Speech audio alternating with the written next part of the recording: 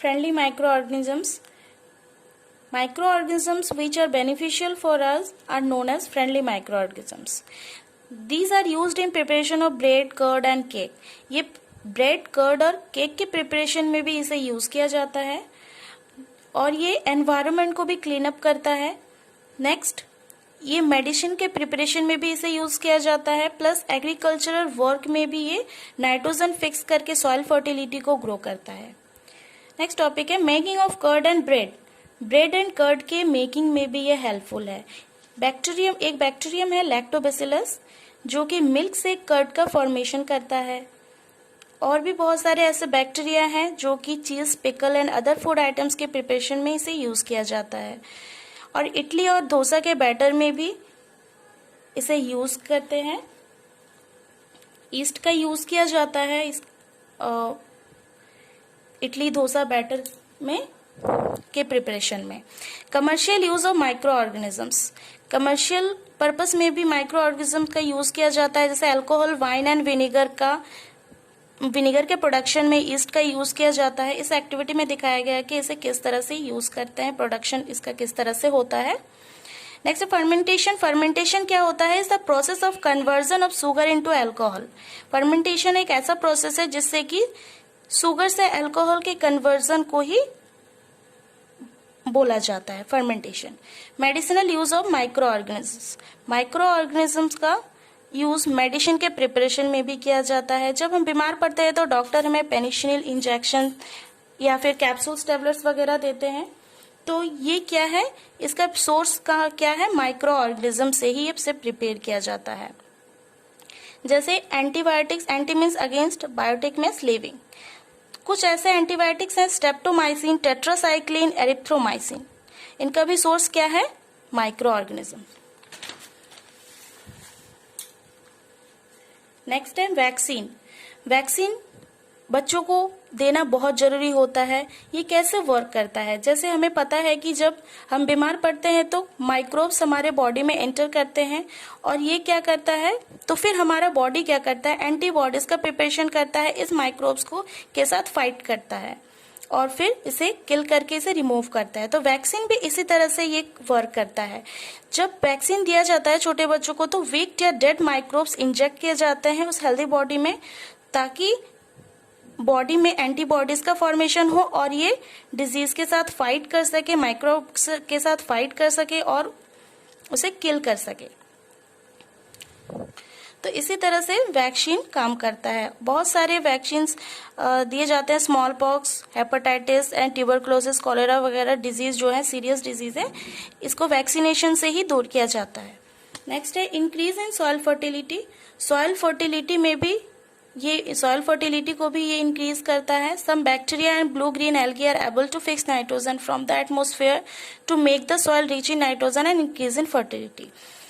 Blue green algae क्या करता है, एटमॉस्फेयर से नाइट्रोजन को फिक्स करता है और ये सॉइल फर्टिलिटी को इंक्रीज करता है. इसके हम क्या बोलते हैं, बायोलॉजिकल नाइट्रोजन फिक्सर्स. पिक्चर्स दिए गए हैं यहाँ पे.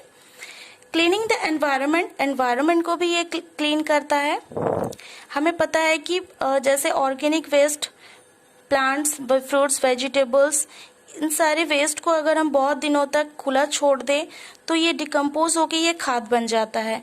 तो ये कैसे होता है, माइक्रो ऑर्गेनिजम्स के वजह से होता है. माइक्रो ऑर्गेनिजम्स क्या करते हैं, इसे कंज्यूम करते हैं तो ये सड़ जाता है, गल जाता है.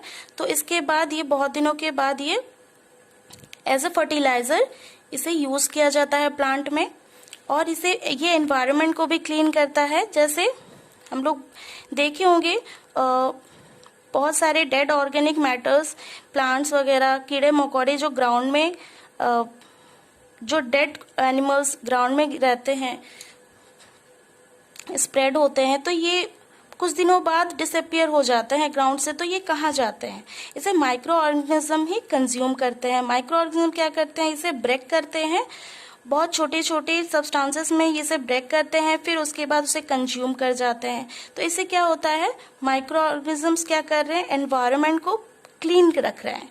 ठीक है. Next, harmful micro organisms.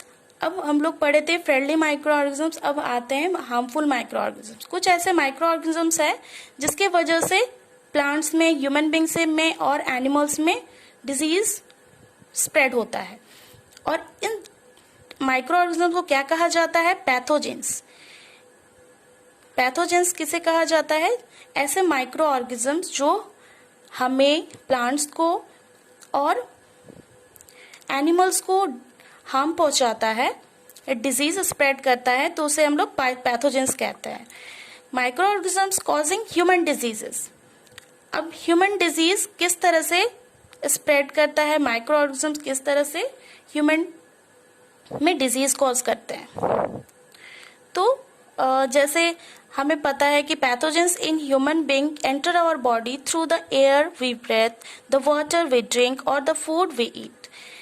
जो पानी हम लोग पीते हैं, जो खाना हम लोग खाते हैं और जो एयर हम लोग ब्रेथ करते हैं, उसी से ये पैथोजेंस हमारे अंदर एंटर करता है। इस तरह से हम लोग बीमार पड़ जाते हैं। और कम्युनिकेबल डिजीज क्या होता है? ये ऐसा डिजीज है जो हेल्दी पर्सन से, इन्फेक्टेड पर्सन से हेल्दी पर्सन में ट्रांसमिट हो। इस तरह के डिजीज को हम लोग कम्युनिकेबल डिजीज कहते हैं। एग्जाम्पल्स, इस डिजीज के एग्जाम्पल्स हैं cholera, common cold, tuberculosis and chicken pox. Next है हाउसफ्लाई। इस तरह के ये एक सच कैरियर है। मीन्स ये क्या करते हैं? These flies sit on animal excreta and garbage. Pathogens stick to their bodies. When flies sit on uncovered food, they may transmit the pathogens. ये क्या करते हैं? किसी भी गंदे जगह पे बैठते हैं, एक्सक्रीटा, गार्बेज पे ये बैठते हैं और पैथोजेंस को अपने बॉडी में स्टिक कर लेते हैं। फिर ये किसी भी फूड आइटम्स में वो बैठते हैं, तो वो अनकवर्ड फूड या किसी भी फूड आइटम्स में बैठते हैं तो वो ट्रांसमिट कर देते हैं उस पैथोजेंस को। इस तरह से जब हम खाना कंज्यूम करते हैं, वो कंज्यूम कर जाते हैं अनकवर्ड फूड, तो वो हमारे बॉडी में एंटर कर जाता है। इसी तरह से पैथोजेंस हमें हार्म पहुंचाता है। नेक्स्ट हमें पता है कि एनोफिलिस मॉस्किटो ये क्या करता है? मलेरिया स्प्रेड करता है एनोफिलिस मॉस्किटो से। एडीज मॉस्किटो क्या करता है? इससे डेंगू वायरस स्प्रेड होता है। Okay, next micro organisms causing disease in animals. Various microorganisms not only cause diseases in plants and human but also in other animals. For example, foot and mouth disease of cattle is caused by virus. Anthrax is a dangerous cattle and human disease caused by bacterium. Anthrax एक dangerous disease है जो कि animals के साथ साथ human beings में भी होता है। Next, microorganisms causing disease in plants. ये किस तरह से प्लांट्स में भी डिजीज स्प्रेड करता है?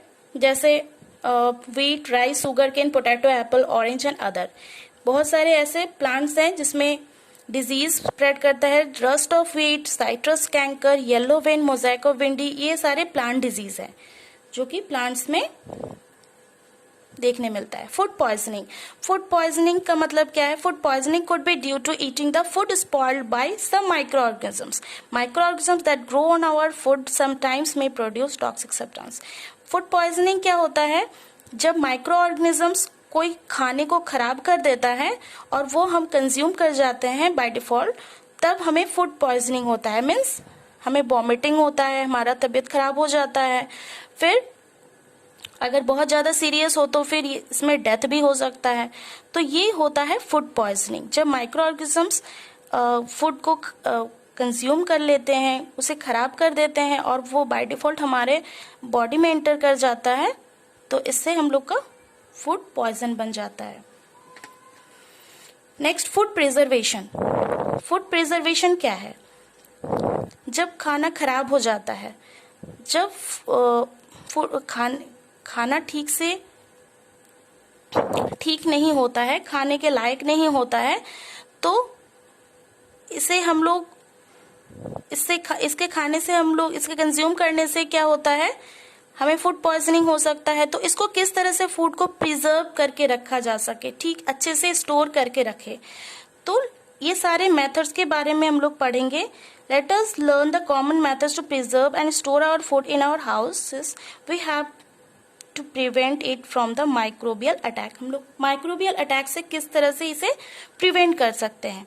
Chemical methods, edible oils and salts is common chemical usually use to check the growth of micro organisms. जो हम लोग खाते हैं जो ऑयल, एडिबल ऑयल्स और सॉल्ट, ये क्या है, ये ऐसे कॉमन केमिकल्स हैं जो कि माइक्रो ऑर्गेनिजम्स की ग्रोथ को चेक करता है। Therefore they are known as preservatives। इनको क्या कहा जाता है, प्रिजर्वेटिव्स। और कुछ ऐसे केमिकल्स है, sodium metabisulphite and sodium benzoate, ये भी कॉमन प्रिजर्वेटिव्स है। Next, preservation by common salt. Common salt से भी प्रिजर्वेशन किया जा सकता है, जैसे फिश एंड मीट वगैरह। सॉल्ट के यूज से इसके बैक्टीरियल ग्रोथ को रोका जा सकता है। नेक्स्ट है प्रिजर्वेशन बाय सुगर। सुगर से भी क्या होता है, jam, squashes and jellies are preserved by sugar. Sugar reduces the moisture content of the food which preserve the growth of food spoiling bacteria. ये सुगर क्या करता है, मॉइस्चर को रिड्यूस कर देता है फूड आइटम से, और जिससे कि बैक्टीरिया का ग्रोथ को दूर किया जाता है। Preservation by oil and vinegar. Oil and vinegar से भी फूड प्रिजर्व करके रख सकते हैं, फिश वगैरह। Use of vinegar and oil prevents spoilage of pickles because bacteria cannot survive in such an environment. Vegetables, fruit, meat and fish are often preserved by this method. इन सबको हम लोग vinegar या oil से preserve कर सकते हैं। Heat and cold method. Heat and cold treatment क्या है, हम लोग को पता है, हम लोग मिल्क को क्या करते हैं, बॉयल करते हैं, फिर इसे कोल्ड करते हैं, उसके बाद हम लोग अपना यूज करते हैं। तो ये हीट एंड कोल्ड ट्रीटमेंट क्या है, इससे क्या होता है, जब हम लोग मिल्क को बॉयल करते हैं तो इससे माइक्रो ऑर्गेनिजम्स किल हो जाते हैं, और इसके बाद हमें इसे रेफ्रिजरेटर में रख दिया जाता है, हम रख देते हैं, ताकि लो टेम्परेचर, जो रेफ्रिजरेटर में लो टेम्परेचर होता है, ये माइक्रोब्स के ग्रोथ को कम कर देता है। Okay, pasteurized milk can be used without boiling, it does not. ये पास्चराइज्ड मिल्क क्या है, जो पैकेट में मिल्क होता है उसे क्या किया जाता है, पास्चराइज किया जाता है। मीन्स उसे एक सर्टेन टेम्परेचर, जैसे 70 डिग्री सेल्सियस में इसे हीट किया जाता है 15 to 30 सेकेंड्स के लिए, एंड देन फिर इसे कूल किया जाता है। ओके, तो इस प्रोसेस को हम लोग क्या बोलते हैं, पास्चराइजेशन। ओके, नेक्स्ट है storage and packing. These days, dry fruits and even vegetables are sold in sealed, airtight packets to inhibit the attack of microbes. Microbes के अटैक को प्रिवेंट करने के लिए वेजिटेबल्स एंड फ्रूट्स वगैरह को air tight seal करके इसे store किया जाता है, ताकि इसमें ना एयर या फिर मॉइस्चर आ सके, और मॉइस्चर अगर नहीं आएगा तो माइक्रो ऑर्गेनिज्म ग्रो नहीं कर पाएंगे। नेक्स्ट है नाइट्रोजन फिक्सेशन। नाइट्रोजन फिक्सेशन क्या होता है, Do you remember the bacteria like rhizobium which are present in the root nodules of legumes like pea and beans? ये rhizobium एक ऐसा बैक्टीरिया है जो कि पीज एंड बीन्स के लेगम्स में, ये रूट्स में ये प्रेजेंट होते हैं, और ये क्या करते हैं बैक्टीरिया, ये नाइट्रोजन को फिक्स करते हैं, एटमॉस्फेयर से नाइट्रोजन को फिक्स करते हैं।